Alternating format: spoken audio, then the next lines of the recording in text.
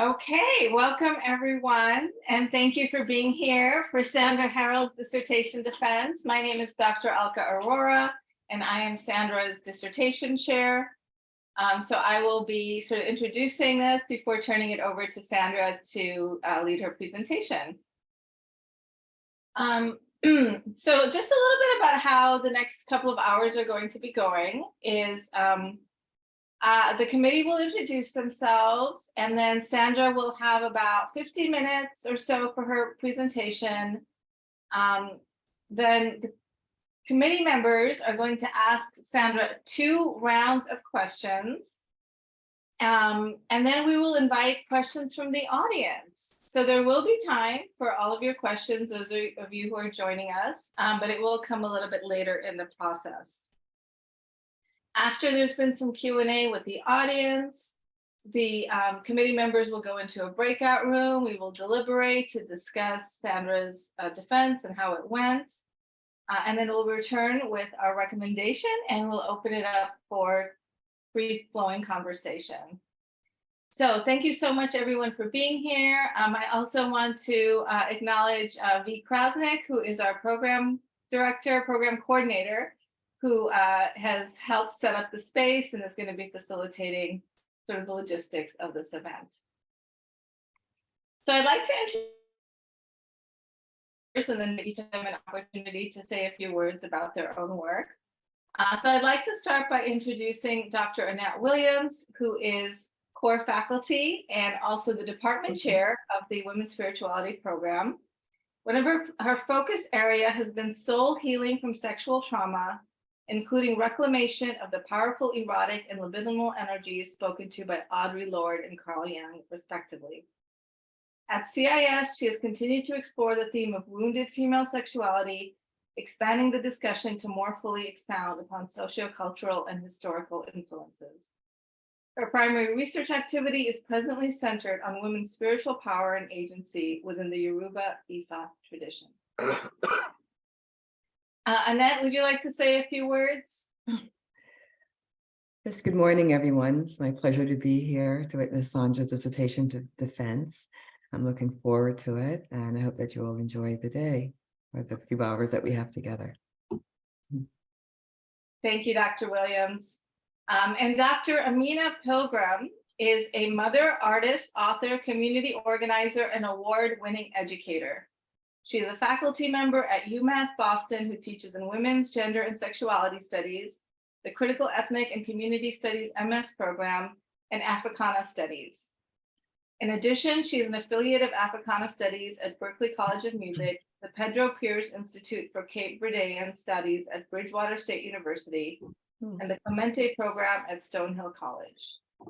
Her areas of study and teaching include late 19th and 20th century African American history, African American women's history, African diaspora studies, Cabo Verdean studies, critical education research, and hip hop studies. Dr. Pilgrim, would you like to say a few words? Thank you for your generous introduction, Alka. And the only thing I want to say is that I'm honored to be a part of this event, and I'm very excited for Sandra to make this important step. And I'm excited about what her work means for Cabo Verdean studies and Cabo Verdean women studies. So thank you. Thank you, Dr. Pilgrim. And I will share a few words about my areas of research and connection to Sandra's work. So I've been core faculty at CIS for 12 years, and my work has been around spiritual activism, integral feminist pedagogy, integral feminist methods, decolonial feminism, women's leadership, and vegan ecofeminism. So I came to working with Sandra with actually very little background knowledge of the Cabo Verdes, and I learned so much through Sandra's work and through collaborating with her. And my interest has been around how women's spirituality informs their activism, but also resilience and life experience. And so it was really a pleasure and honor to work with Sandra and support her on this journey. So now I will turn to briefly introducing Sandra Hareld's dissertation. And her title is The Stories Our Mother Told Us: The Spirituality of Cabo Verdean Women in New England from 1900 to 2000. Her studies examine the spirituality of women who claim a Cabo Verdean heritage. As the granddaughter of an immigrant Cabo Verdean herself, Sandra decided to explore the blended spiritualities of West African religions and Portuguese Catholicism that has shaped the cultural heritage of Cabo Verdeans and that influenced the choices and the behaviors of these immigrant women as they confronted such difficulties. The theoretical lenses that she used were decolonial theory and transnational black feminist theory. And her results indicated that the spiritual practice and devotions of these Cabo Verdean women were formed through the influences of family, the Cabo Verdean community, and the religious community. The results also showed that the spirituality of these women affected their ability to survive such experiences as physical trauma and the loss of several family members. The spirituality of the women who immigrated to the US influenced their resiliency in adapting to a new language and different economic system. Also, because of their spirituality, some of the women were empowered to resist personal and social injustices that they encountered in their homes, their churches, and in the larger society. The research contributes to the body of literature about Cabo Verdean American women and their spiritual lives. That's a very brief synopsis gleaned from her abstract. And I now invite Sandra to share much more about her really exciting and groundbreaking work. And I also want to acknowledge her colleague, Lisa Reynolds, who will be helping forward the slides while Sandra speaks. So Sandra and Lisa, you may begin sharing the slides. And whenever you're ready, you can begin the presentation, Sandra.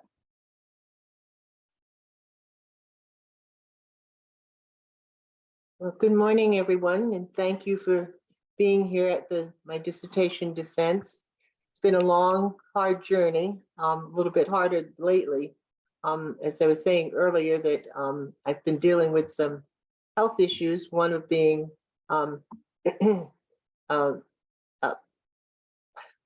having to do with the pollen and everything outdoors. And I've had 2 months of being unable to speak and not getting much sleep. So I'm hoping that I'm really coherent and write down your questions. So if something is not clear, I'll try to clarify it as we go along. Next slide, Lisa. I've added something because I realized that I've been working so much with the Cape Verdean community that not everyone may be aware of where Cabo Verde is located. It is located approximately 300 to 400 miles off the west coast of Senegal in Africa. It consists of about 10 islands, 9 of which are inhabited. The Portuguese brought permanent settlements to that area in 1456 as part of their trade routes, which included slave trade until the late 1800s. And then when the slave trade was no longer lucrative, it became Cabo Verde became a colony of Portugal, but a neglected colony, especially in times of drought, famine, and this led to a massive migration to areas such as the United States, France, the Netherlands, and other areas of the world where the Cape Verdeans are dispersed. And I just wanted to give a brief introduction on that. I'm going to be reading 2 quotes from 2 of my people that I interviewed. These are not their real names. As part of our agreement with the people that I interviewed, I do not use their actual names, but I use names that are close to what is their actual names. But after the interviews, these 2 women wrote to me, and this is what has kept me going. As I said, sometimes it's been a long, hard process, especially in the last 2 months, but I'm not feeling well. But I would read these 2 quotes, and I think it helped to keep my spirits up. And from Tanya, she says, "I'm sure that everybody has a story to add to your research, but thank you for asking me. I feel like, in a way, my grandmother is being immortalized in your paper, even though we're not using real names, but her spirit is here. And so I say thank you to the spirit of Tanya's grandmother, who is with us this morning. And from Teresa, how do you keep that? How do I keep that connection alive? Because we are a great people, we being the Cape Verdeans. We come from a place of peace. And so thank you for doing this, for figuring out how to keep these stories alive so that others can try to emulate them and continue this tradition. And it intertwines with religion and with culture. Next slide.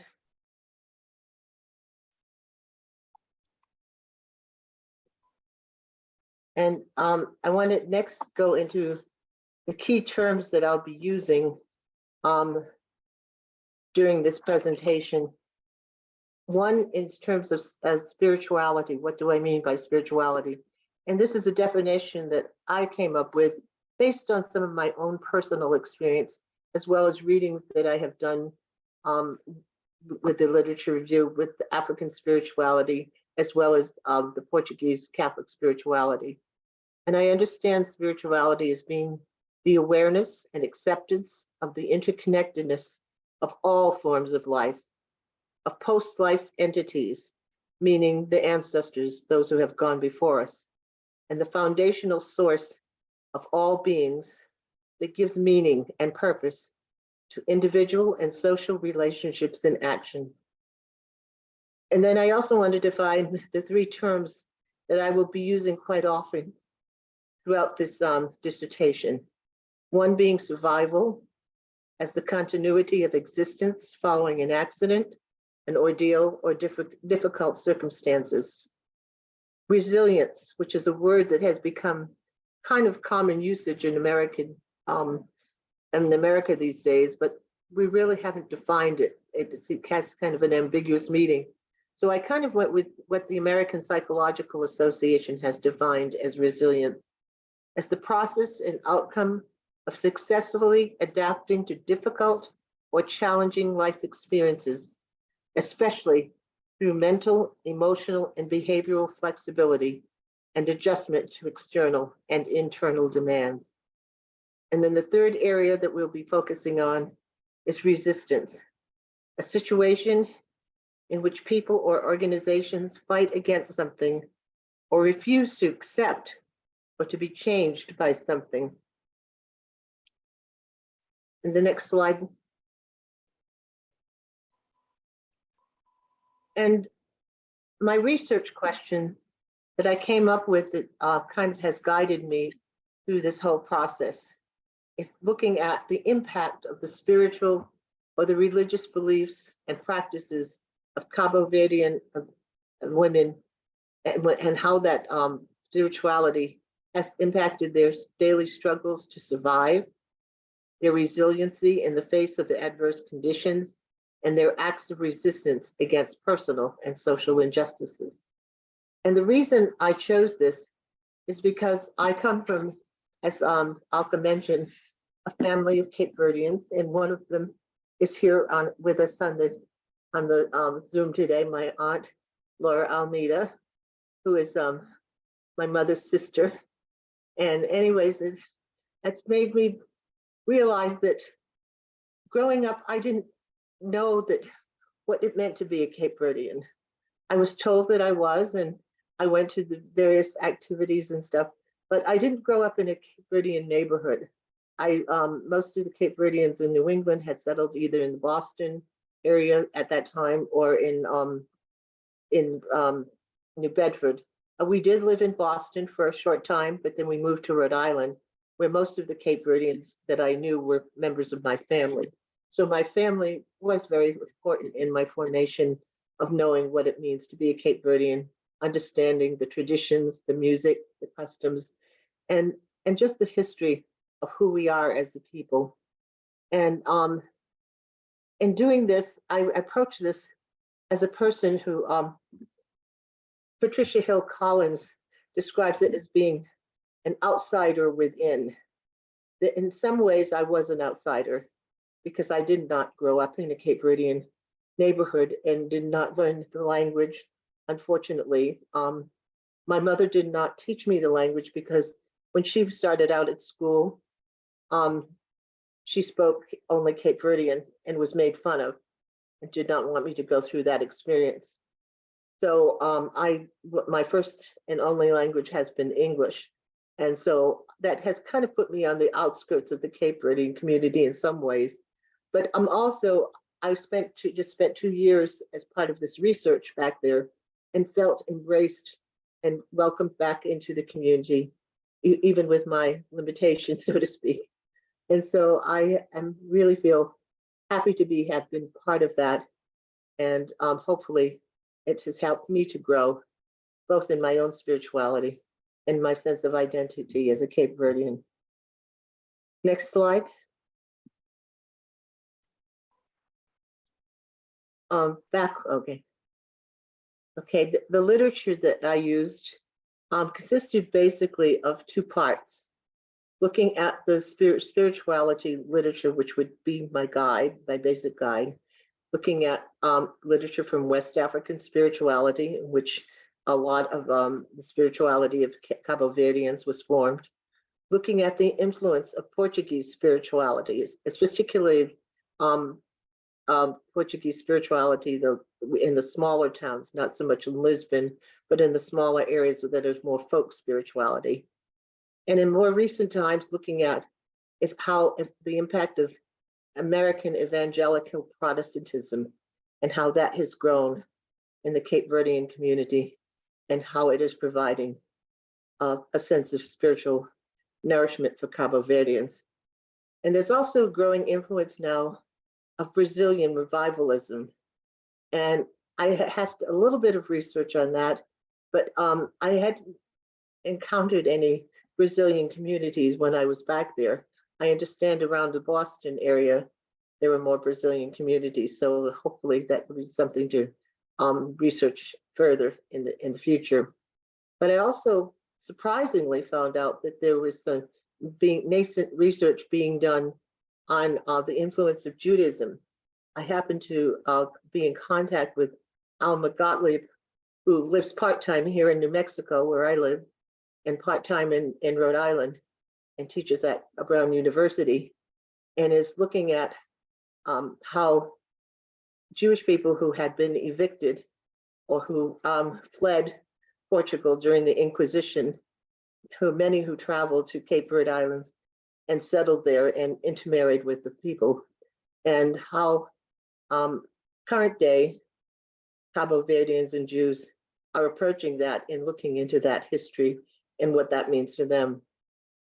And then the second part of my literature review will look at the women's experience of immigration to the United States, especially during the 20th century, the economic and social impact that it had on them, and them moving here, and how in many ways it influenced the women's sense of self-agency, of being able to do things for themselves, of being able to travel by themselves, things that they were not able to do in Cabo Verde, to get an education beyond the 4th grade level, to make decisions about their own lives, how they were going to live them. So coming to the United States has had a great impact on Cabo Verdean women. And that was what I covered mostly in looking at the literature review. Let's see. Okay, what the current literature has to say. I feel that the current literature has provided a foundation for my research by examining West African and Portuguese spirituality expressed in religious beliefs and beliefs about healing. It also looks at possibilities of other religious or spiritual influences. And as they have confronted the economic and social challenges, it also highlights these women's ability to survive through adverse situations because of the comfort, the support, and the strength that they received from their ties to family and communities, both in Cabo Verde and in America. One of the things that I highlight later in the findings is that that there is a close tie between the Cabo Verdean community here in the United States and in Africa. And it has always been that way, that even before transportation was available that made it easy for people to travel back and forth between the two continents, that people kept in touch through letters. In talking with my Aunt Laura, she had found letters from one of her sisters to a relative in Cape Verde Islands, and they corresponded for a number of years. And the sister who was in the United States would send clothing and money and different ways of being able to help and to support people back in Cabo Verde. So there's always been that close connection and ability to, which helped women and their ability to survive, which gave them a sense of resiliency, that they could rebound from any tragedy that happened, and that empowered them to resist social injustices that they encountered.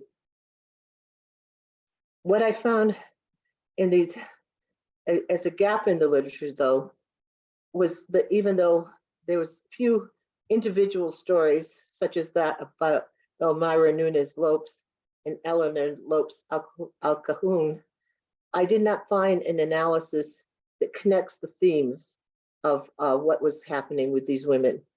There was common things that were coming up that I heard in the interviews, but so far I hadn't found literature that made those connections for me. So that was my focus, just find out where these connections existed and how that influenced the Cabo Verdean women.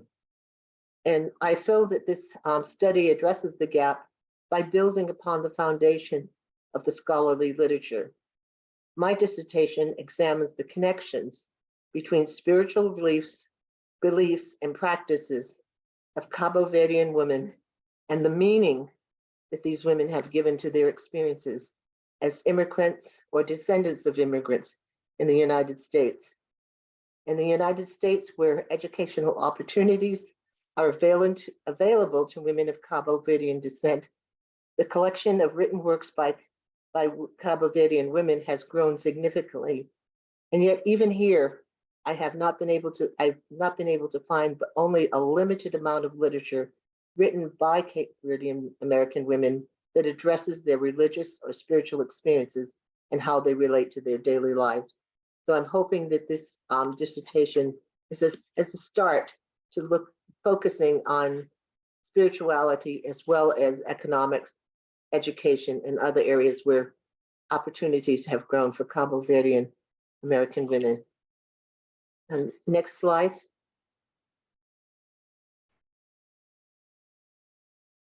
And basically, I use two theoretical frameworks or ways of approaching this dissertation.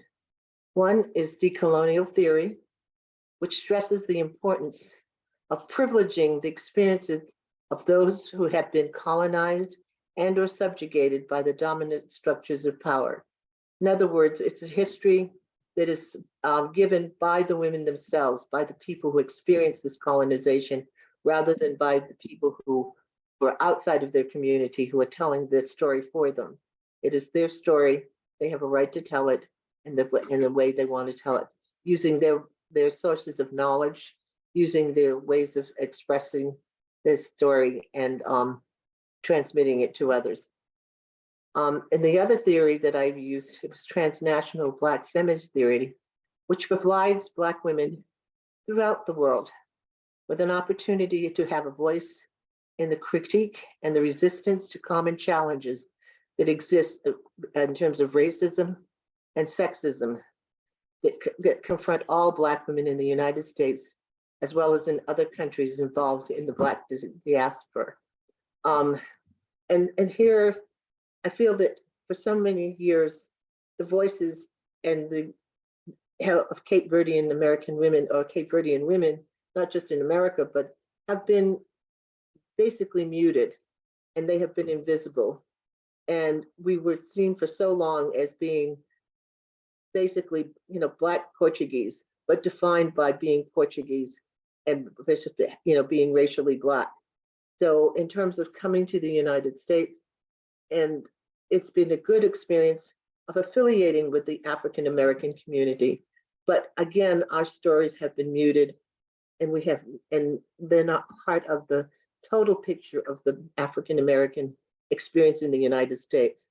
That we as Cape Verdean women have an experience of stories of our challenges against racism and sexism.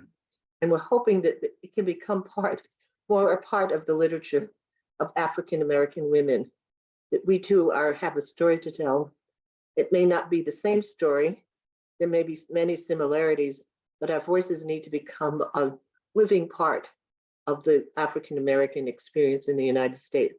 I don't know if many of you know, maybe, and this had kind of happened by a fluke, that our current House Minority Leader in the US Congress is Cape Verdean. Hakeem Jeffries is a Cape Verdean American. I would never have known that, except he was in an interview and he had in the background on a shelf a book that said Cabo Verde. And they said nobody else in the world would have that on their shelf except a Cape Verdean. And sure enough, I tracked it down through the internet and found out that his grandmother is Cape Verdean. So there's so many people that walk amongst us. It's invisible, that our culture, our experience, even though there's been many overlaps in the experience of racism and slavery, colonization, but our experiences need to be to be heard and to be part of the story. Okay, next slide. Now, the methodology that I used, I've divided into two areas. One is in terms of collecting the data, and I used oral history as a method. And my main reason is that because Cabo Verde history and culture has been passed down mainly orally, it just made sense that that would be the way we do it. Because most of the people were not educated, very few people could read or write, and the language that they did read or write was Portuguese. It wasn't the language that they spoke, which was Cabo Verdean, which is different from Portuguese. It has some basis in the Portuguese language, but it also contains many structures and many words that come from Africa. And it's the language is called Criollo, and it is in the process of being kind of stabilized so that it can become a verifiable written language. Part of the problem there is that because there were 9 different islands, each of the islands developed a little bit of their own dialect. And so trying to bring those dialects together has been difficult. And so very little literature has been written about the Cabo Verdean experience. So oral history became the main way of hearing the stories from people who had lived them or who knew of people who had lived them. And also the other reason I chose oral history is because people who work in that field, like Levy and Yao, have said that it focuses on the people who you are listening to, rather than the structure, rather than of what is being said. It's focusing on listening to what is being said and how this is meaningful to the people that the story is coming from. And then the other area of analysis I've used in terms of is analyzing the data. And I started by utilizing just thematic analysis, which is a process for interpreting the data based on, again, what is being told rather than on the structure. It is case-centered. It relies on the previous formation of a theory that guides the search for recurring topics within the data that is collected. It is a straightforward approach, which, while also being well organized and rigorous, according to Braun and Clark, who advocate this theory, also affirms the accessibility of thematic analysis because of its flexibility. And then the second reason I chose thematic analysis, because it was important to focus on the narrative input of the research participants, since there were very few written materials. Is it okay? There are very few written materials on the topic. And but when I finished my thematic analysis, I found I still had not reached the sense of how these themes were connected. So I went back again and did more research, and I came across thematic network analysis, which advocates looking at the underlying themes and how they relate to one another. I'm going to have to take a little break here. Hold on while I get some water.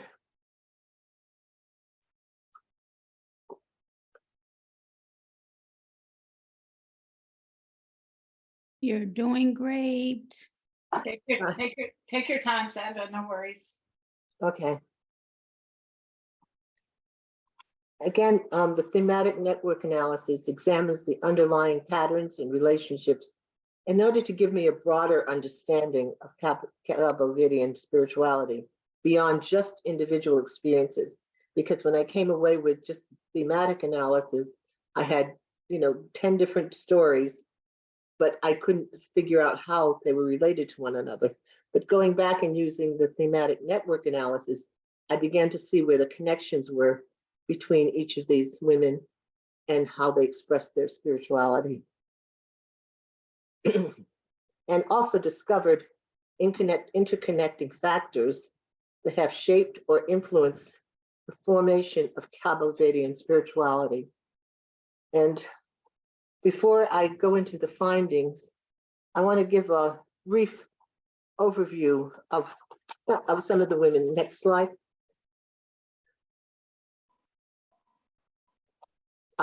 Again, I'm not using the real names of these women, but I want to acknowledge them for their graciousness and for the giving of their time and telling of their stories with such clarity and with such warmth and welcoming me as part of their community.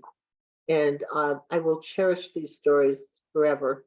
And but anyways, just to give you a brief background, that the 9 women, I interviewed 9 women.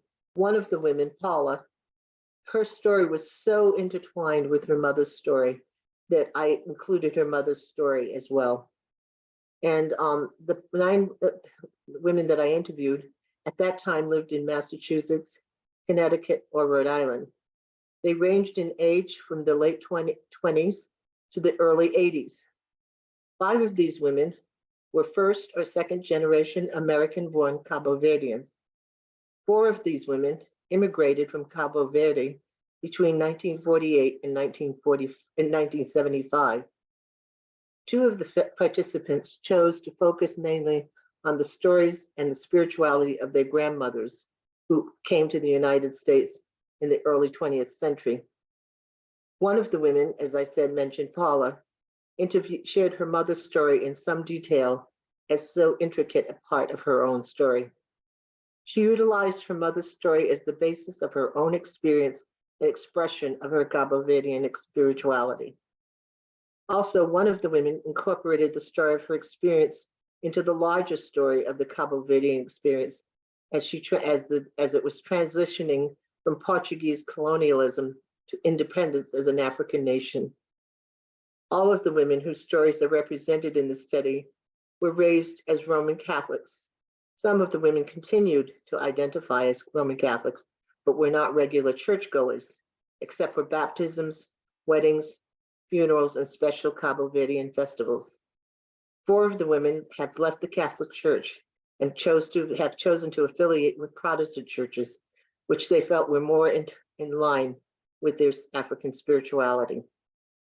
Real briefly, the first person, Julia, who is Angela's grandmother, immigrated here in the beginning of the 20th century. Her fiance sent for her after 13 years of waiting in Cabo Verde to be able to come to the United States. They settled in Connecticut.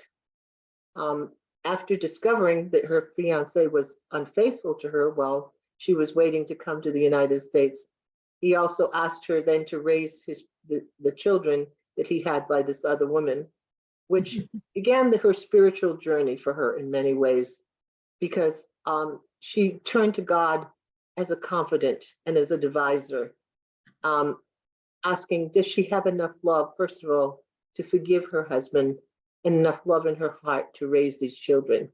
And it was that guidance of turning to God that helped her to spirituality to grow. Another person who chose to talk about her grandmother was Rita. And her grandmother immigrated with her husband, again, during the early 20th century, to escape the financial and economic hardships of the Cabo Verde. This woman had a very deep faith and resiliency in the face of several tragedies in her life. Tragedies such as the loss of a sister, a daughter, a grandchild, and her husband at an early age, several miscarriages, and the near loss of her youngest son.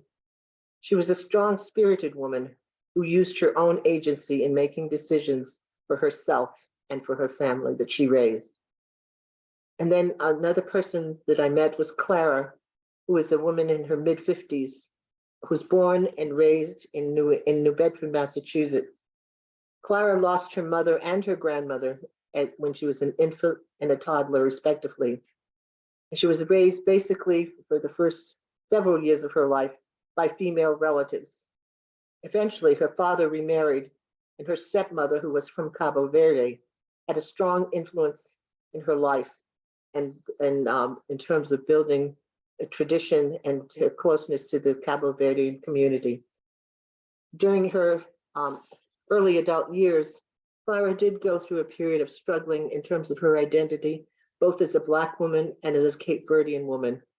And she left the church and became involved in a Baptist church where the pastor encouraged her for personal relationship with God. And it there that she began to recognize her own agency, her own ability to make choices. And in doing that, she turned to her love for music and was guided in fulfilling her purpose, what she felt was her purpose by God and her deceased mother. Frances was another person that I interviewed who lived in New Bedford. She immigrated to the United States with her family in the mid-1960s when she was about 10 years old. And her experience in coming to the United States was not a positive one. She felt shunned by American-born Cape Verdeans because she was different. She did not speak English, and she took the term greenhorn as in the negative connotation and felt disassociated from the Cape Verdean community in New Bedford. Eventually, Frances moved to Boston, where she married a Muslim man, but yet still remained within her Catholic faith. After an accident that nearly took her life, she and her husband moved back to New Bedford, where she received the support of the Cape Verdean community and her mother. And that became a turning point for her to become more involved in the church, the Cape Verdean American Church in New Bedford, where she sees herself now as a kind of a bridge between those who were born in Cape Verde and those who were born in the United States. Again, Paula, being a first generation American in her 30s, sees her mother as the ideal Cape Verdean American woman, strong, resilient, capable, self-giving for her family and her community, and has been an inspiration for Paula in her spiritual journey. And Paula has an interesting take on spirituality. She has joined an evangelical church in which she's very strongly promotes following of Jesus as her Christ, but she also takes that evangelism and has become evangelistic about her Cape Verdean culture. She and one of her cousins have opened a business in which they sell religious products, but have a kind of a basic Cape Verdean theme. And so she was a very interesting and different take on spirituality. Paula's mother grew up in extreme poverty. And the reason I included her was an image that Paula had given me that when her mother was a young person, probably about 8 or 9 years old, and that they were so poor that she couldn't afford, and not just clothing, but anything that a child can play with that can relate to it can help their ability to grow. And so Paula's mother would go out into the fields and find a squash and use that as her doll, and get pieces of grass and somehow try to stick it on the head of the squash. And that image stayed with Paula throughout her life, and seeing the generosity that her mother then had as an adult in giving back to the community and helping others. And Teresa was another person who's first generation in her late 30s. She lives in an area of Boston with her husband and her 4 sons. And she was raised as understanding herself as Cape Verde first and American second. Has a very strong ties to the Black community, to the Catholic Church, the family, and is known as an outstanding educator in her area, advocate for education in the Boston area. And then there was Sister Dee, who is a Roman Catholic sister who grew up in Cape Verde Islands and who came to this country as part of her mission for her community. And she sees herself as also as a bridge between new immigrants, American-born Cape Verdeans, and she has come to realize that there is more of a unity among Cape Verdeans from different islands, rather than a separation that she had grown up with, that she has come to think differently of Cape Verdeans from other islands. And then Gina, who is now in her 80s, came to this country as a 10-year-old, and she had a different experience in that her family was not as poverty-stricken as some of the others. Her father was able to have a house here in the United States before sending for her and her mother.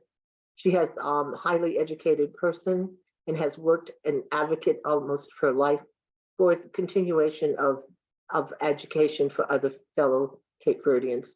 She identifies herself as proud, Black, Cape Verdean, and Catholic. And last but not least is Lucia, who emigrated with her family when she was 10 years old. She grew up mainly in Pawtucket, Rhode Island. Her mother had been a healer in the Cape Verde Islands, a midwife, and was a strong influence in her spirituality. With the help of others, Lucia became a teacher and eventually an elementary school principal, and has recently retired. She's spending her retirement helping other Cape Verdeans to adjust to life in the United States. And so I give thanks and I give honor to those 9 women who gave of their time and gave of their stories. So, next slide. Well, the findings. The major findings that I found in this dissertation was, first of all, the importance of spirituality in the lives of these women. Actually, it was central to their life. And in 2 ways, I looked at this centrality of spirituality, what I call the formative factors. What is it that helped nurture and develop the spirituality of these women?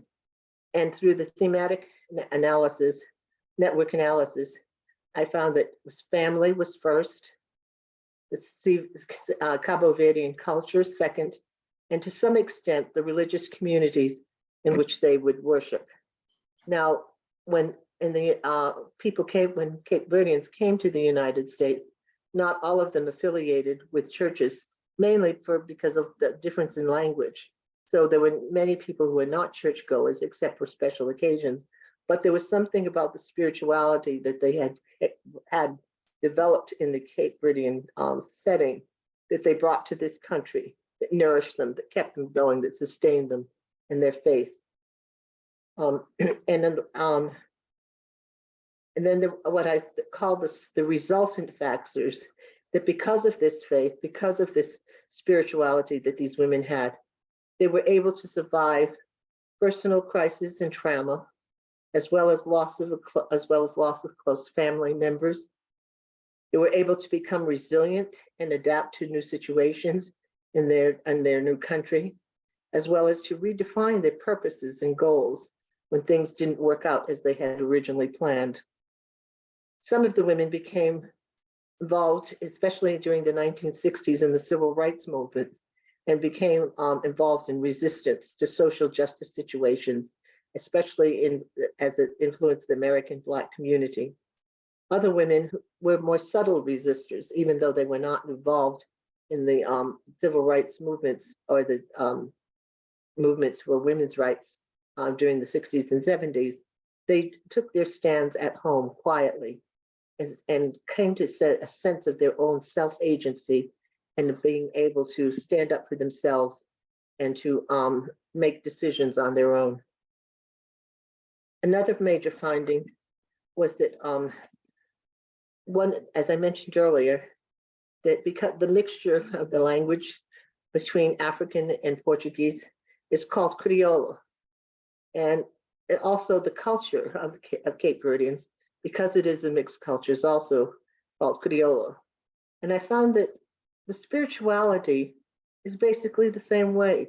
It is based on a worldview that is rooted in several African cultures.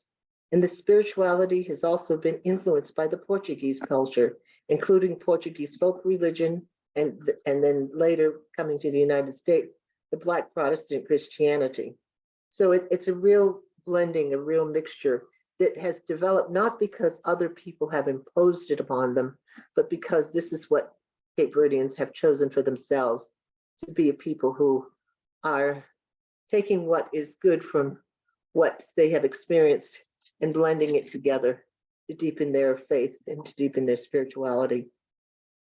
And the possible implication for these findings, I'm hoping that women's Cape Verdean women's views on spirituality will become more developed, that there will be more dialogue among African American women on spirituality, as well as more dialogue on Pan-African lines and with other indigenous religions, that Cape Verdean women will no longer be silent and invisible, but their experience of God, their experience of life, their experience of meaning of life, and the experience of connectedness with one another will become a vital part of the conversation, both in our continuing development as we evolve and grow into as stronger and women in our lives.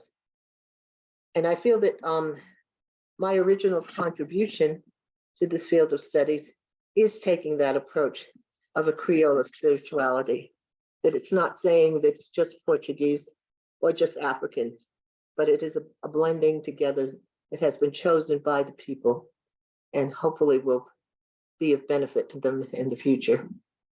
Let me just take another quick drink of water here.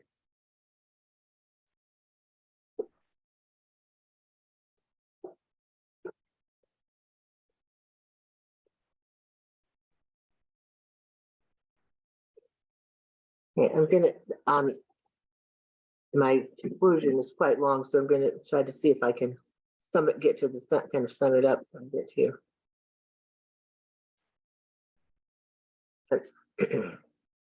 One of the things that I do want to highlight is that undergirding the spirituality of most of the women in these interviews were the strong bonds of relationships with family members, both living and deceased, and relationships within the Cabo Verdean community and its Criollo culture.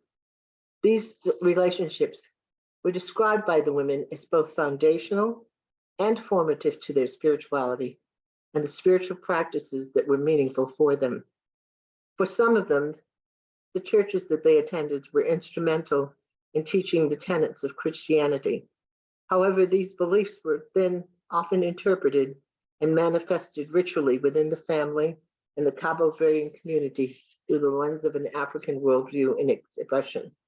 And I mention this because even though a lot of times, especially if there weren't priests in the Cabo Verdean Islands or they came to the United States and were not affiliated with churches, a lot of the customs, a lot of the traditions that were brought from the Cape Verde Islands were carried on even without formal religious leadership. People would carry them on in their houses, and still to this day will carry them out on a regular basis when certain feast days come around. So they weren't dependent so much upon having clergy, they continued their beliefs, they continued their tradition in spite of everything. And then another thing I want to highlight is that there was a conscious ongoing association with Cabo Verde even after leaving the country, and lovingly has referred to Cabo Verde by many people as the old country. I remember hearing that from my parents and from my aunts and uncles and I always wondered where was the old country. I finally learned what that meant. Some of the women have, because of modern transportation, some of the women have been able to travel back to one or more of the islands several times, visiting family and friends and searching for the birthplace of deceased ancestors. And yet the common connection to Cabo Verde that all the women have was a sense of faithfulness in wanting to give back to other Cabo Verdeans who were in need. And this is a value that the women have learned through their families and through their Cabo Verdean community. Giving back to people in the islands was either through financial remittances or through contributing clothing and dry goods that were shipped to Cabo Verde on a regular basis. Another important aspect that I learned, which was new to me, was that another way of giving back was paying the promise. As one woman described it, it is a way of thanking God or intercessory saints for good health, healing, or assistance with a problem. Usually the promise is paid through a devotional act, such as attendance at a special worship service, a pilgrimage, or the performing of a good deed. And I also found that in the stories that most of these women, as I mentioned before, have a growing awareness and understanding of their own agency in making decisions and taking actions on behalf of themselves and others.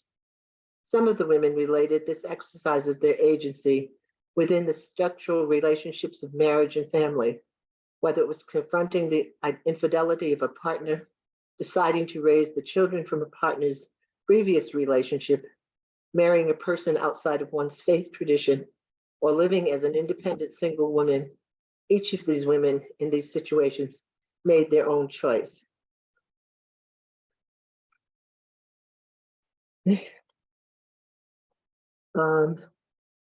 Next slide.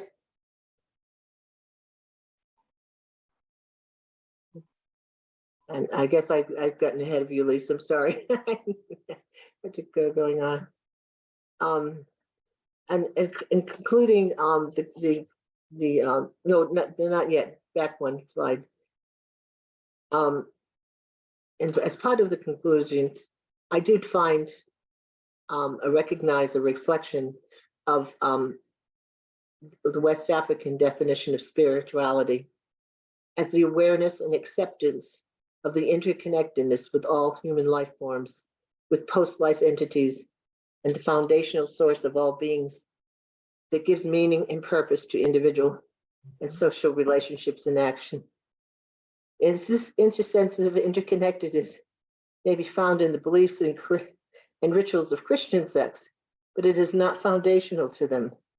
This connection to the fundamental worldview of West African spirituality is why I feel Cabo Verdean spirituality and spiritual practices were able to continue among the women who are not churchgoers, either by choice or by circumstances. It is also why the relation-based spirituality of these women undergird their ability for survival, for resilience, and resistance to personal and social injustices. Okay, next slide. Now, in listening to these interviews and going back, I realized there were other themes that came up, but I just not only did not have the time, but they were also not fully developed. But I feel that there are certain areas for further research that I am hoping other Cape Verdean American women will continue and use my dissertation as a foundational piece of literature to grow from. And one has to do with those areas for further research is the LGBTQ persons and their rights, which is something that since Cabo Verde became an independent nation in 1975, that some of the kind of backward ways of thinking about human beings have kind of fallen to the wayside, and that people now are recognizing all persons and their rights. And even though there is not a universal consensus in terms of marriage, that there are LGBTQ organizations as well as pride parades that have come about in the past few years. And people are feeling that progress is being made, maybe slowly, but it's coming along. Another area for further research is, and I didn't get to talk too much about it, is the Badu community and the Tabancas. And this, I feel, first of all, the Badu community were the slaves that had run away or escaped under the Portuguese rule, and they settled in the interior sections of Santiago, which is one of the Cape Verde Islands, and formed their own community of resistance, of decolonizing. And one of the tenets that they had was the Tabancas, which is that sense of giving back, of looking after the community, of caring for one another. And I think, I see that so much of that has been evident in the Cape Verdean community that it deserves a maybe closer look at see its roots within the Badu community. I would like to see more work done on Pan-African feminist spiritual connections, of how we can relate to other women of African descent throughout the world. And then also looking at women as traditional healers. I had a couple of people mention, that their mothers or their grandmothers were healers. And I think that's an area that's often overlooked, partly because women as traditional healers were looked at as witches, as somebody who did evil rather than somebody who brought good and healing into the world. So, but I think that's another area. And my own personal thing that has piqued my curiosity is the whole concept of godmothers. I remember as a child, my mother saying that I had, at that point, 2 godmothers. I was baptized in the Roman Catholic Church. I had my aunt Amelia, or my aunt Emily, who was the person who stood up for me, who stood before the altar and was my witness to my baptism. But I also had my Aunt Ruth, who was my other godmother, that carried me to the church. And I didn't think much of it at the time until more recently I found my mother's marriage certificate, and one of her cousins was a witness at her marriage. And my mother had written underneath witness, she put in parentheses, godmother. So there's a whole area of godmothers and what godmothers mean within the Cabo Verdean tradition that I have only become recently aware of, but I feel needs further exploration. And last, but certainly not least, of looking at the spirituality of younger women. I feel that that is where, if the culture and the traditions and the deep, rich spiritualities to continue, we need to listen to hear the experiences of the young Cabo Verdean women, and to see that together we can grow and continue what has been vital to us as a people. So I know I've gone a little bit over time, but I thank you for listening. And I'm hoping that once this is published, that if you can get a chance to read it, it'll go in further depth and detail. Thank you, Lisa. Thank you, Sandra, and thank you for supporting that, Lisa. No worries about the time. That was really on point. So what we're going to move into now is committee questions. And I have something on my mind. Since I'm speaking, I'll go ahead and get us started, and then I'll invite Annette, and then Amina will do our first round, and then we'll do a second round. So my question for you, Sandra, is, so you went into this project with a sense that, excuse me, that the spirituality of Cabo Verdean women is important. And you found that it was actually quite significant. So I was wondering, though, is there anything that you found through this process that was surprising? Were there any results that you were not expecting? So that's my question. And then if you could also clarify for the audience, this isn't like a main question, but just a clarification, because sometimes we say Cape Verdean, sometimes we say Cabo Verdes. So if you might want to just share that with the people watching. Okay, I'll answer the second question first. Well, I'm 74 years old, and I grew up at the time when we were known as Cape Verdeans. It was prior to the independence of Cabo Verde, or Cape Verde from Portugal. And so it was known at that time as the Cape Verde Islands. And that's what I had learned through most of my life. And in 1975, when Cape Verde Islands became the country of Cabo Verde, the Republic of Cabo Verde, that has become the preferred nomenclature for of use. And so I'm gradually learning. It's teaching an old dog new tricks, so to speak. So that's why you kind of get the blended form, so to speak. Sometimes I slip back into what I'm most familiar with, but trying to learn to be more conscientious when possible. And what was surprising? Let's see. I think, I guess it may be taken for granted growing up that the culture and the family, the importance of that in the life of Cape Verdeans and Cabo Verdeans, that I didn't think of it as something, I didn't recognize maybe the importance of it. And I think that doing this study that I realized how important both family and culture and community were in shaping people within the Cape Verdean community. I rewatched the other night. If you get a chance to watch it, it's called Some Kind of Funny Puerto Rican. It knows a strange title, and it's by Claire. What's Claire's last name? Andrade, Claire Andrade. Yeah, Claire Andrade Watkins. It's wonderful. It gives you a real flavor. It doesn't deal as much with spirituality, but it deals with a particular Cape Verdean community in Rhode Island that was practically wiped out by modernization and gentrification of neighborhood and stuff. But it deals. It's from the viewpoint of the people who lived there and what that community meant to them. And I feel it's a very powerful movie that, for me, was kind of an awakening of the struggles that my people have gone through that I didn't realize as a child. So I guess the most surprising, I was aware of the racism, I was aware of, of some of the things like that, but there were more subtle things that just were not in my awareness until I started this project. Thank you, Sandra. Dr. Williams.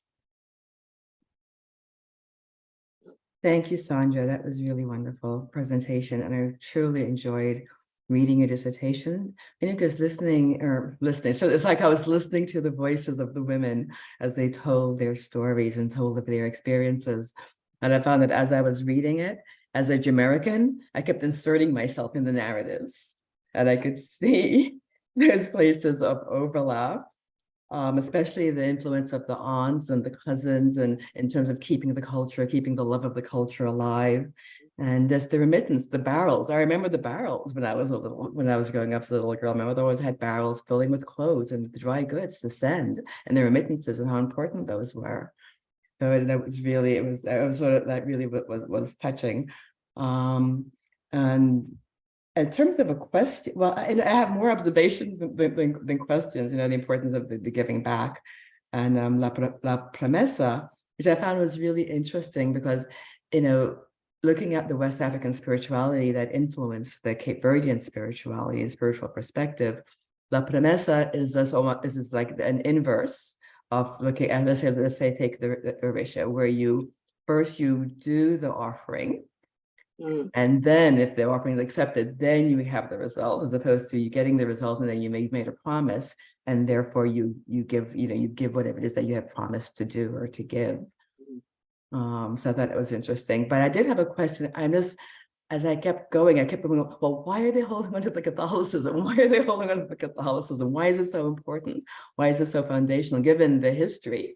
And given how problematic it has been, especially on Cape Verde, and sort of keeping, the repression of women and the rest of that. So I was just really curious about why the attachment to Catholicism, is it more so among those who arrived earlier in the 20th century and less so among those who arrived later, or is it more held in terms of the problems on Cape Verde or Cabo Verde? Or is there more? I know in their dissertation saying that people were leaving the Catholic religion in significant numbers in Cabo Verde. So I was wondering what that balance was and why for those who immigrated was so important to hold on to that. From what I read, it seems like that, that the statistics or the demographics are changing, that while, they're still listed as Catholicism being the predominant religion or faith in Cabo Verde, that is diminishing, that different Protestant sects are coming in. Even read the other day that I believe it is in Santiago, the first Mormon temple has been dedicated. There are, as I mentioned also, that there are Jewish people that are looking into the Jewish backgrounds of Cabo Verdeans. So there's, since becoming a nation state, where the state was so wedded to the Catholic Church, people did not feel free to talk about these things. Because there was the Inquisition, there was punishment, there was neglect. If a village or if an area did not toe the line, they would not send a priest there. They wouldn't, so people wouldn't have the sacraments. So there was always that kind of punishment that Portugal wielded through the church. But since becoming an independent nation state, I think there's much more freedom to explore other religions, other faiths, other spiritualities. And I think that is really helping open things up. And I think as people have come to the United States, as also seeing that there are other ways to worship, especially within the Black community. That one woman who talked about, she's still a Roman Catholic, but she enjoys going to Protestant worships because it's more lively. She can sing, she can dance, she can clap her hands. It feels, something that her spirit is enlivened. Whereas in the Catholic Church, although some of them are opening up a little bit, basically when they would have the festas, people would dance and sing and clap and really express themselves in their African culture up until the church door. And then they would go in and, pious little mass, and then they would come out and they would dance again. And it was, so it's changing slowly. But some people have decided not to wait, that they need to go where their spirit leads them. And I think, the interesting thing is in families where that has become a struggle because of, I know some of the women talked about, their parents being disappointed that their sisters and brothers left the Catholic Church, but finally coming to realize they still believe in God, they're doing God's will, they're doing their purpose in life, and they've come around to accept that. But it's been a real struggle, I think, as people have grown and to see what is best for their own spiritual needs. Thank you. Thank you, Annette. Dr. Pilgrim? Thank you. First, I just want to say thank you, Sandra. So many things going through my mind and so much love for this project.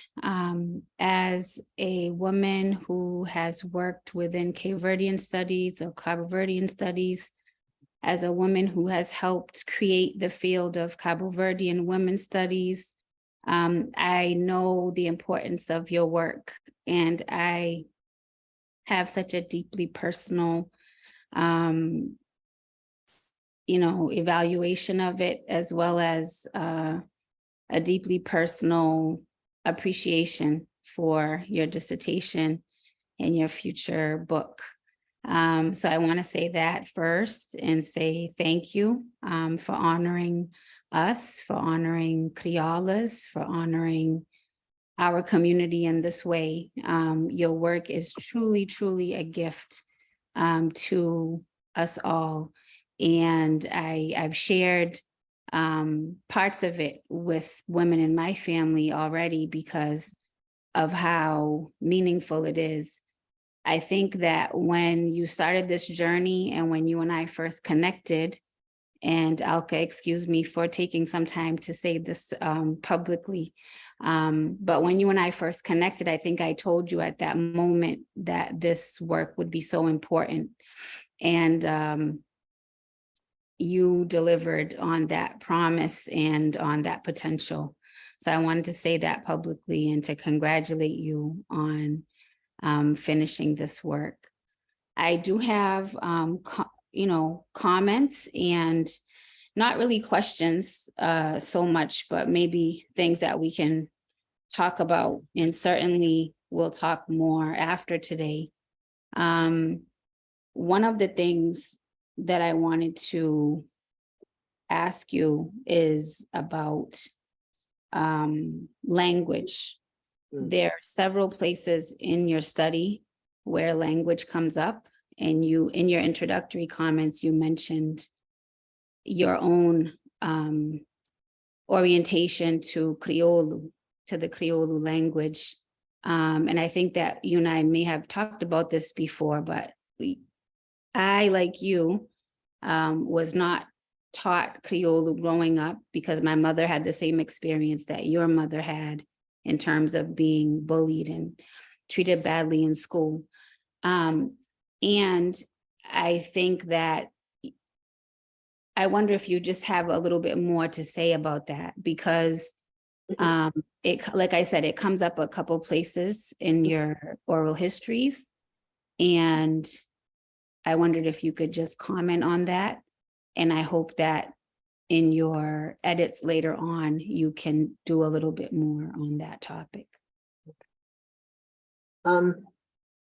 Yeah, as I said, started out to say that I really feel that in any culture that language is important, that it expresses not just the ideas of people, but the feelings of people. One of the things that in my readings that impressed me is that, what if people speak Portuguese or they speak Creole? And the difference I learned was that when people speak Portuguese, it's from the head. They're talking about intellectual matters. When they speak Criollo, it's from the heart. It's what they, the poetry. It's the beauty of who they are as a people. It's and it kind of also helped me to connect with that whole idea of why. This is gonna sound weird, but to other people, not you. But a lot of Criollo people have 2 or 3 different names, which makes it hard sometimes to track down your ancestors. But they were given a name a lot of time by the government, by the church, that is their formal name, which is kind of like the formal Portuguese. And then there's the name that they use in their household, which is the name that expresses who they are and the understanding within their family of who this person is. So I guess my aunt had to leave, but I know that she and I have tried to track down some of our common ancestors. We have run into this of having people with 2 or 3 different names and trying to figure out, is this the same person? And so language is very important, I believe, to our people, and not just expressing ideas out in the community, but also expressing who we are within ourselves and who we are in our relationship to our family. Thank you. So one other thing, and I'll save the rest for you and I to speak later. And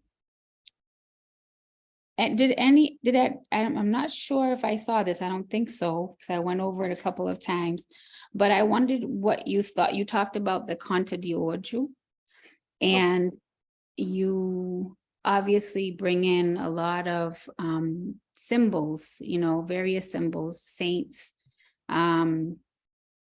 various methods of the women embodying or relying on symbols to reflect their spirituality. And so one of the symbols that came to mind that I wanted to ask you to talk about a little bit more is the rosary. Okay. Yeah, I didn't it's interesting that we didn't talk too much about the rosary with the women, but every place, I mean, either the women had rosaries around their neck that they wore as necklaces. And when you talked about maybe that, was it how do you pronounce it? Canto de Ocho? Canto de Ojo. It's sort, for people in the audience, it's sort of the it's analogous to what some Italians wear, like I think it's a pepper, like it protects against evil. So it's protecting against the evil eye. And you wrote about that beautifully in one of your oral histories. Right. And one of that probably is another area for further research, because what I'm realizing, not only was the protection against the evil eye common to African cultures, but also European cultures, that in Portugal, there's some of the folk religions very much talk about the evil eye, as well as the Italians, and even finding that in the some of the Jewish expressions that they have the open hand, and in the center of the hand is a circle that represents the bead that we use in the Creole culture for the warding off of danger. So it's interesting that that has become very much so an interracial, intercultural symbol. And it would be interesting to find out how that came about. Was it through contact with different peoples? What is it that is motivating that? But back to the rosary, it's interesting that, yeah, we didn't talk too much about the rosary, but yeah, that would be something to also, I was more interested in the fact that in the households or in places I went, that there were always statues of all these different saints. And a lot of the saints did not have any either racial or ethnic connection to the Creole people. It was more in terms of the how efficacious how the saint was, in terms of whatever that saint was supposed to do, whether they were supposed to heal you from cancer, or whether they were supposed to help you have a happy marriage or raise your children in a good household. It's like the devotion to the saint didn't always have any direct connection to the culture. Some did, some were very rooted, and I won't go into it now, but the whole idea of worship, of devotion to the Holy Spirit, is very deeply rooted in Cape Verde, not just Cape Verdean culture, but in Brazilian culture, as well as Portuguese culture. But anyways, but a lot of that, of these other things are things, devotions that people picked up. It's kind of like we assimilate a lot of things that necessarily don't have to do directly with African culture or directly with European culture, but what becomes meaningful, I guess what touches the heart of people, is something that they assimilate into their devotions. Thank you. Thank you, Dr. Pilgrim. So Sandra, I just launched in with my question in that first round, and I forgot to mention just how wonderfully researched I thought your presentation was. Well, I mean, your dissertation itself, and thorough, and the power of the stories was very touching and remarkable. And I think it has that beauty of like being so specific, and yet there's these themes that resonate with other immigrant communities as well. And I think that sort of blend of being specific and yet, broader, having broader sort of resonance is really beautiful. And I wanted to say, I've been teaching in this field for a long time, and we talk about how hard the term spirituality is to define. And I love your definition. Maybe one of my best definitions. So I just wanted to put that out there. My final question really is more of a personal question. If this is a community that you're a part of, but an insider or outsider sort of blend. And you also went through a lot of, challenges as you were completing this dissertation with traveling and health stuff. And I name that just to say that I know that there was something so deeply personal about this work that kept you going. And so I was wondering if you wanted to say a few words about the personal transformation that this project has yielded for you. Hmm. Well, I think the personal transformation may come later when I reflect on it. But I started the journey probably before even deciding to pursue a PhD. When I took the class on the mother line, and the name of that paper that I did was "My Mother Enjoyed Crocheting," and I always remember my mother crocheting, and I didn't realize how much a part of the Cape Verdean culture crocheting is. I mean, I don't noticed it, we'd go visiting family and friends and stuff on a Sunday, and everybody had these little doilies, on the couches and stuff. And but it never dawned on me that this is something that was cultural as well. And I know that my mother belonged to a group of women that would get together every Friday evening and knit and crochet, and then they would have something to eat afterwards. But it was a place where they came. I can imagine, if I were living in Africa, there would be a circle of women who would come and gather together and do the same sort of thing. But I never made those connections. I mean, they, excuse me. So I guess maybe the transformation part is a realization of what I, took for granted because I didn't know that other, and maybe other places, excuse me, 3 hours gave me, I asked for 3 hours. But these women's gatherings that happened informally that perhaps contributed a lot to sustaining women in their lives and the struggles they went through. And then the crocheting was a creative expression of all of that. And I think, that got me started on the path. And for a long time in my life, I did a lot of crocheting. I haven't recently, and maybe once I can finally retire, I can go back to crocheting again. That's what my dream is. I would love to do.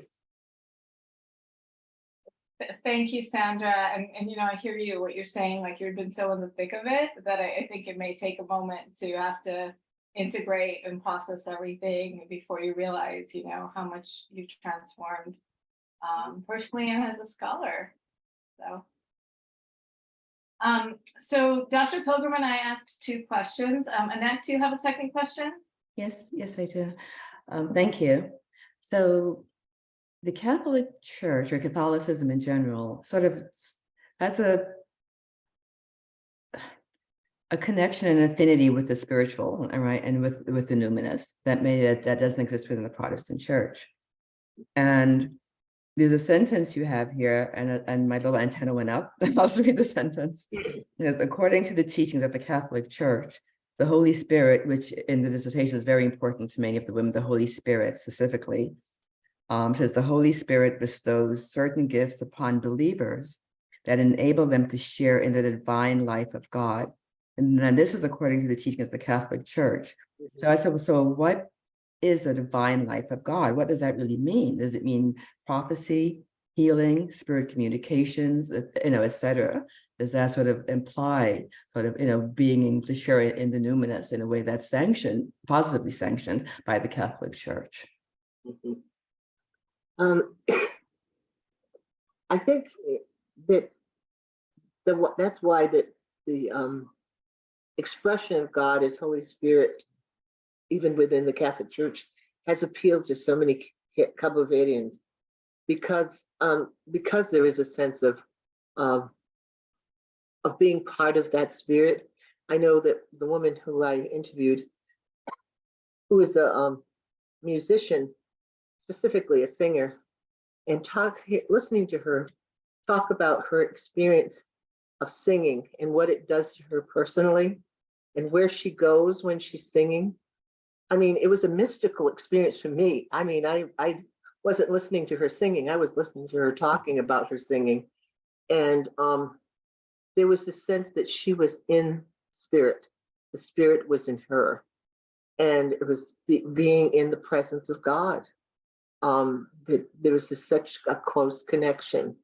And I think that many of Cabo Verdean women have that sense of the spiritual in that way. And it comes, I find that through the African culture, where there's a belief in visions, it's okay to have a vision. It's okay to have a mystical experience. Whereas in a lot of Western culture, they're ready to lock you away or, diagnose you as schizophrenic or having some other problems when you have these experiences. But these are experiences that are accepted within the Cabo Verdean community. Not that everybody has a mystical experience, but if you do, it's nothing wrong. It is the sense of that not just a personal relationship with God, but a personal indwelling of God within you. And some women actually spoke in those terms of God dwelling within them, that God being at the center of their lives, and that it was not their work that they did, but it was God doing the work through them. Yeah, thank you. And for me, it begs the deeper question of the Catholic Church, specifically, because on one hand, you'll be, you're burned at the stake, as in, for being a witch, for having these powers, for sharing in the divine life of God in that way. At the same time, it's saying, yes, this is a possibility as coming through the Holy Spirit. So, it sort of raised a big question for me in terms of I need to go research now more about the Catholic Church and their teachings. Thank you. Well, I think every once in a while, the Catholic Church has insights, but doesn't fully understand what the insights are. And there are Catholic mystics, and most of them are women that do have those insights. And I think, it's something universal. It crosses races, it crosses cultures. And not just in terms of the way we relate to God, but I think many different religions have that sense of the mystical. It's expressed differently, but it's a sense of maybe understanding the universe in a different way. And I don't know if it's something, maybe, some people feel it can be cultivated. Some people feel it's a gift. Maybe it's both. But I was just in wonder and awe when I encountered it.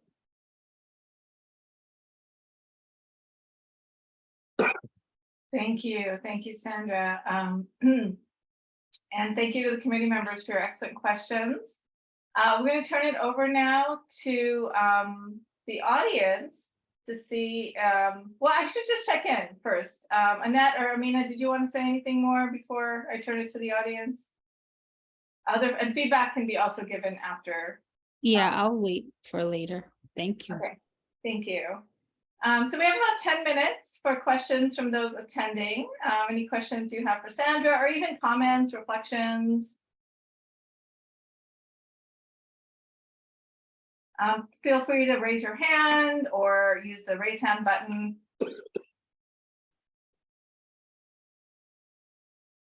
Okay, Jakayla, and please let me know if I mispronounced your name. That is the correct pronunciation. Oh, Thank you. Good morning, everyone. I'm tuning in from Tallahassee, Florida. I'm much too young to call you by your first name, so I'm going to say Miss Hareld. Much too young. First, I want to say thank you for embarking on this journey to do what you've been called to do in this way. It's very inspiring. When I got the email about this defense, I was like, wow, her research is almost exactly what I want to do. Just more specific to your culture and where you come from. My question is, in your procedure of conducting your oral history interviews, how did you let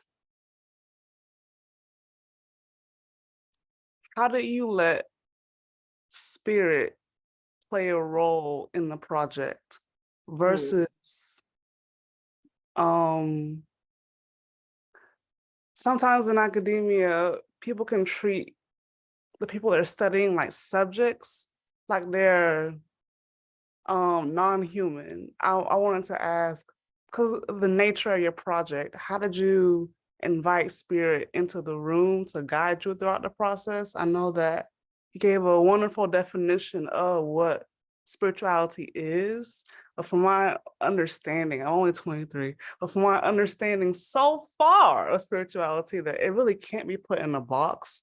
And I always like to listen when women scholars speak, because you never know what they're going to say. And usually when you get to this level that you're at, you're able to pull down information and data that the world hasn't seen, that people need to know and learn. So I guess my question is, how did you let spirit guide you throughout this process? And why did you choose to channel this work through academia?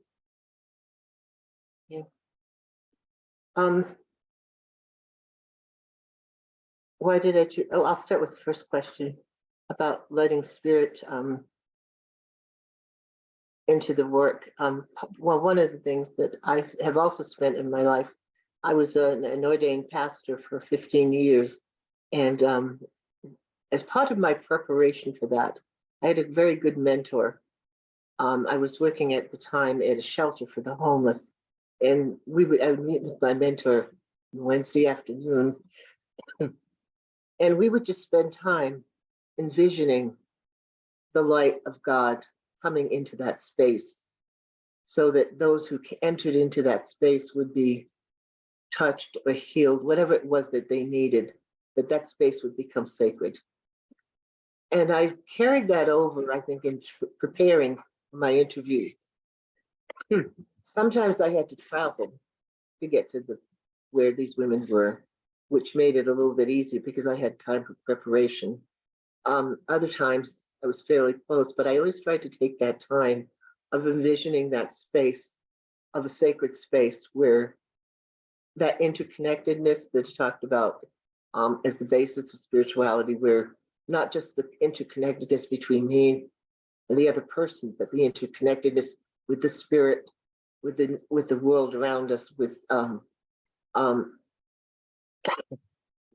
animals, with the ancestors, with the rivers, which is so full. I have a book that you might be interested in. It's written, she's deceased now, unfortunately. Sobunfu Somé. It's called The Spirit of Intimacy. Have you read that? Yes, I have. I actually read it twice and I gave it to someone else for a gift, but Oh, I okay. have. And, she really, when I read her, it really touched my heart to saying, this is what I've been trying to bring to my ministry. And so this is also what I'm trying to bring to my interviews with people. And then the other thing is, I went into it partly because it was required by the human resources, whatever, the people who do the ethical evaluations of your work, that you have a set of questions. And so I did my set of questions, but I let the spirit move. I mean, some people stuck to the questions, but if people moved off it, but they were moving in a way that was really meaningful to them, I let it go in that direction. And I got much more. I mean, the question ended up being answered, but in their way. And I think that's what I learned also from the people writing the oral history books, that it's focusing not so much on the structure, it's focusing on the person and what they're saying. And what was your second question? My second question was, why did you choose to do this research in academia? Yeah, it took me a long while to get to doing that research. Like I said, I had been a pastor. I'd also have a certificate in spiritual direction a program I went through. But there was something leading me on to something more. And I explored for a number of years what that might be. I thought about getting a DMin. I thought about going into, programs that were not academically oriented, but when I first came to CIIS, I think there was a sense of welcoming, of openness and sharing that people, I was just there visiting and people were so gracious. And I sat in on a class and they wanted to hear my story, even though I was there for one evening. There was a sense of hospitality and openness that appealed to me. So I went ahead with academia, which maybe, I don't know, some days I feel may not have been the right choice, but it was a choice I made. And now that it's almost done, there's a few more steps to go. Maybe it'll be worthwhile in the end. It's one of those things I'm going to have to reflect on to see, as Alka said, of how I integrate that into my life and the total experience. The interesting thing is, I started out in academia, in college, as a philosophy major. And here I'm ending up as a philosophy major again. So I have come full circle.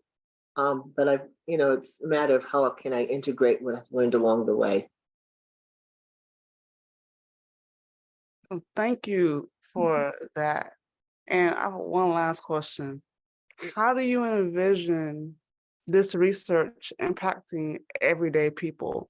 So I know that sometimes folks write papers and have discussions and roundtables and panels at this level. But I always wonder, how does that trickle down to affect people who are not in academia, who otherwise don't have access to scholarly journals and peer-reviewed research articles and such? Is this research only held in certain communities, or do you envision it expanding beyond for a wider impact? I Well, want to interject for a second. That's such a great question. Just to let you all know that after Sandra answers this question, the committee will deliberate and then everyone else can continue chatting while we deliberate. So Sandra, please feel free to go ahead. okay. Even though I'm an old lady, I still work. And I work with Lisa. We work for a Catholic community of women, the Loretto Sisters of Loretto, and co-members who are lay people who are part of the community. And I'm trying to, one of the things I do is I organize retreats. And trying to take what I've learned and to see how I can apply it to something that's basic. Like we just had a retreat in Kentucky a couple of weeks ago. And even though I was not able to go because of this horrible cough and everything, one of the things I thought of, I took a class with Carol Christa on ecofeminism, and an exercise she had us do was to look at your surroundings and be fully present to your surroundings. And where is your place in nature? And so I, came up with an exercise for the people, the retreatants to do, of looking at their place in nature, of what did they observe? Go find a tree or whatever to sit under, or go sit by the lake, and observe, see, listen, just both of with your senses, but also with your spirit, and how does that relate to you? So I think there are ways that you can take what you learn at an academic level and bring it into the experience of regular people. And I think, for me, part of it will be going back to the stories of these women, because they were practical experiences. These were things that got them through the hard times. These are things that kept them going. These are things that gave them a new vision when they needed one. These are things that helped them to resist injustice when that was called for. So just, go back to their stories, and see, what I can learn from them to help other women. Thank you. Thank you, Okay. Sandra. And you asked such great questions, Jakayla. I hope you're going to be joining the Women's Spirituality program at some point. I would like to ask V now if you can put the committee members into a breakout room, and everyone else is welcome to keep offering comments, questions. And we may Me. perhaps facilitate that. Sure, absolutely. Thank you, Alka. Thank you, Sandra. Here comes the invitation to the committee members to join the breakout room. Everybody else stays put. Nothing else for you to do. Maybe just to come on camera, maybe just to unmute yourself and to participate in, a conversation with Sandra. Sandra, please be mindful of your voice, of, maybe needing a break or something of that sort. But here we are waiting for the committee to make a decision or advancing Sandra to the final stage and the doctorate level. Any other questions? Anything else to say right now? Please unmute yourself and go ahead.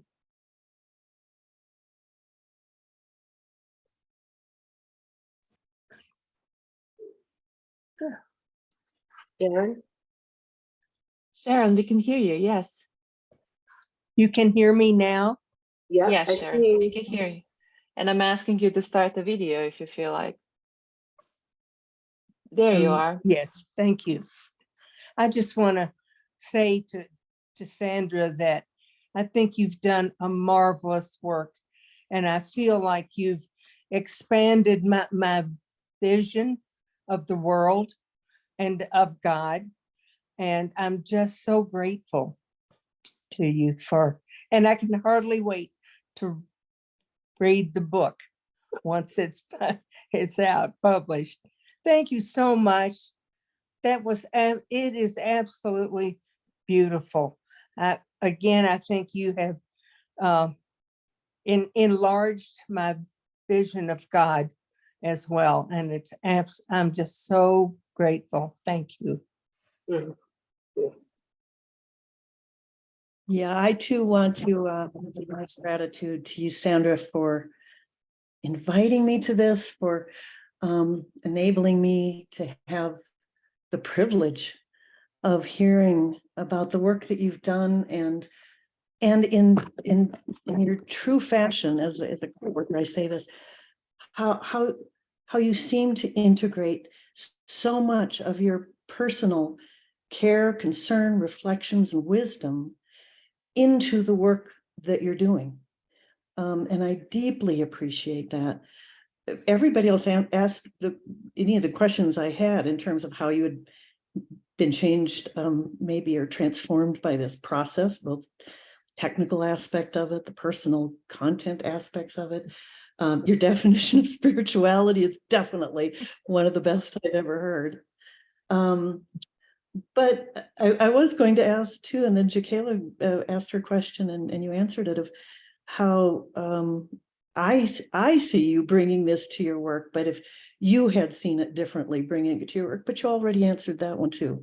So I appreciate what you model in terms of how you have assimilated and it seems to me internalized so much of this work, and how you bring it as a gift to so many of us who know you and experience the retreats that you offer and all of that. So I'm deeply moved by this. I have deep respect and appreciation for you and all that you've done. And I don't know how you've had the level of resilience and resistance that you've had. It's quite phenomenal. So thank you for it all, Sandra. Thank you, Sharon. Thank you, Lisa. Sandra is resting her voice.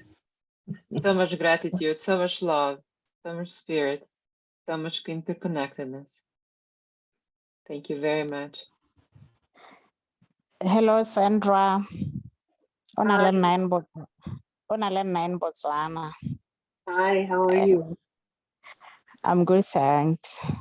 It's a great honor to have joined and listened to your dissertation.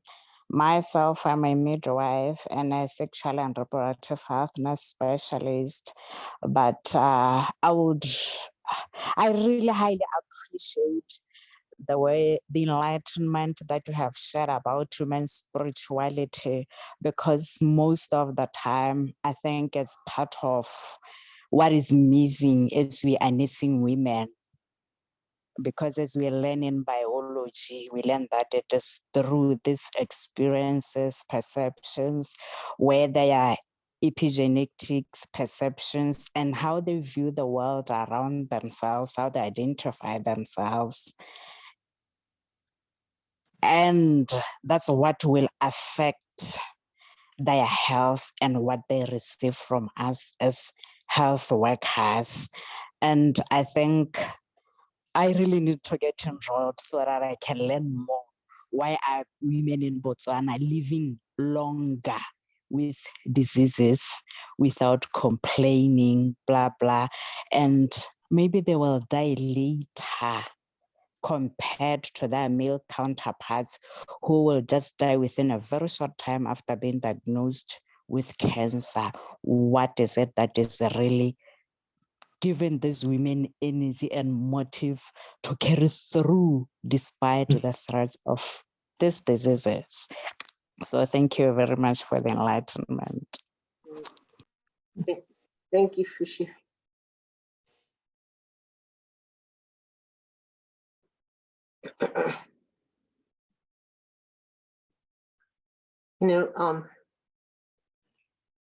It would, I won't be able to go this year, but I've gone to the Parliament of World Religions in the past a number of times, and I would like to see more of this sort of sharing of usually, yes, I presented a paper, but rather than presenting a whole paper, presenting some ideas based on what I've experienced spiritually and sharing it, and then having others share likewise from their different experiences, from where they're coming from.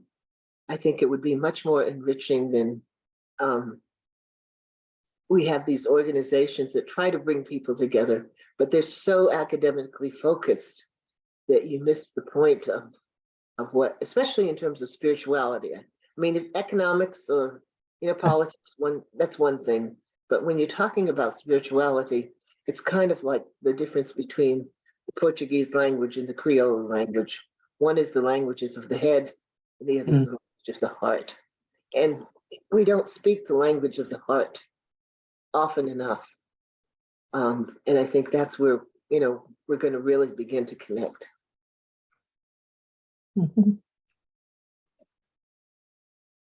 Thank you for that, Sandra. I just wanted to mention that the Women's Spirituality Program has had active presence.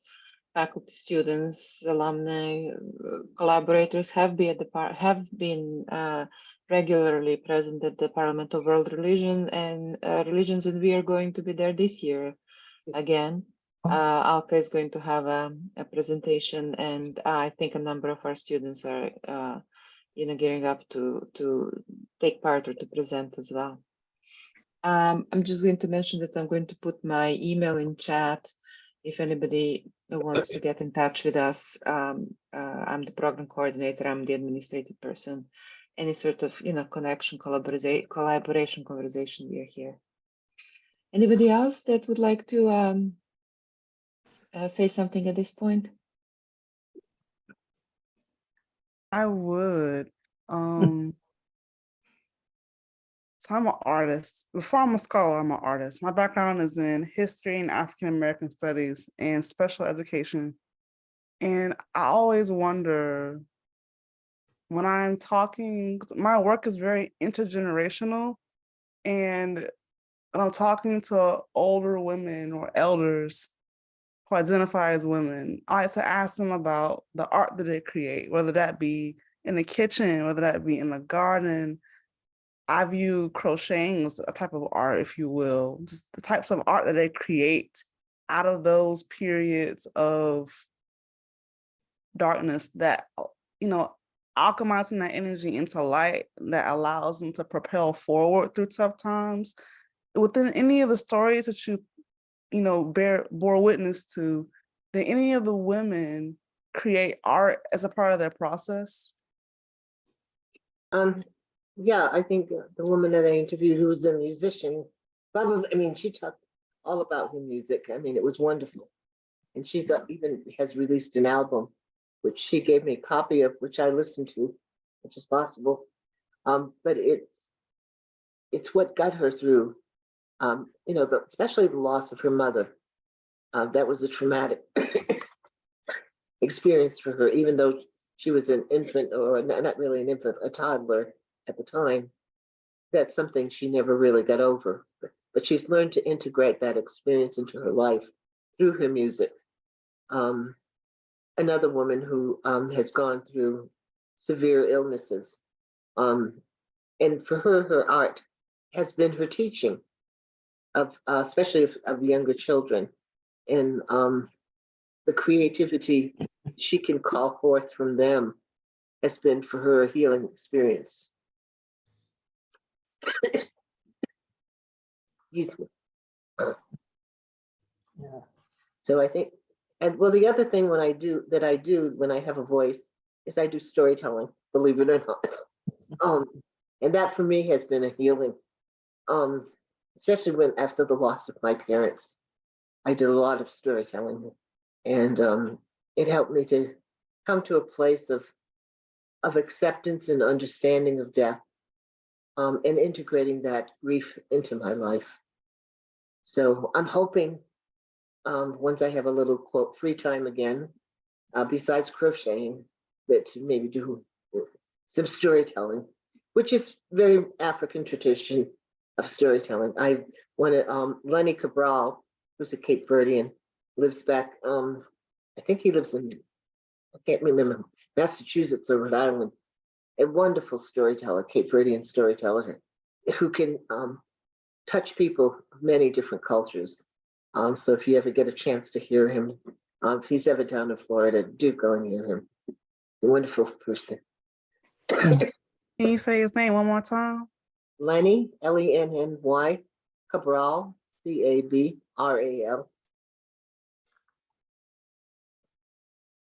Okay, thank you. Mhm. I'll follow up.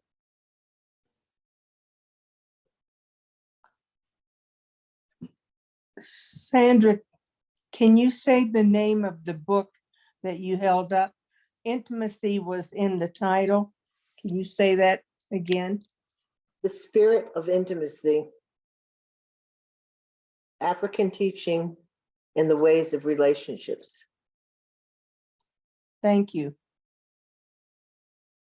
Okay, well, everyone, the committee is back. We've deliberated, and we want to say congratulations, Dr. Sandra Hareld. You have passed your defense. Thank you. And thank you for such a clear presentation, and for your skillful dialogue with us as an audience and with the committee. As far as next steps, committee members will be in touch with you one-on-one or on an email thread to let you know some of the final details of maybe some minor things that need to be adjusted, and other details that in terms of next steps before you can publish your dissertation. But we do want to just say a hearty congratulations, and anything that Annette and Amina want to add, please do so at this time. I just put it in the chat. Oh, I'm sorry. Go ahead. I wanted to say in Crioulo, parabéns, which means congratulations, bom trabalho, good work. And again, I'm really grateful to be a part of your committee, and grateful to witness you finish. You overcame so many things to get here, quarantine, everything, right? So thank you, and more power to you, and I can't wait to see this published. Just want to say congratulations, Dr. Hareld. It's been a long journey. This is just a wonderful crowning moment, and enjoy it, bask in it, in your hard work, and there, Thank you. Yes, please, and I hope that you can get some rest and that you were able to recover your throat, and find some of that respite. Thank you, everyone, for being here. I don't know if anyone had a question or any comment that was cut off. If folks need to leave, it is at the 2 hours. You're welcome to log off. I'm happy to stay on for a few more moments if there's anything else that anyone wanted to share.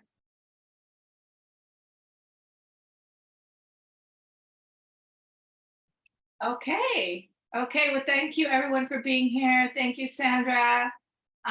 Congratulations once again. Thank you, Amina and Annette.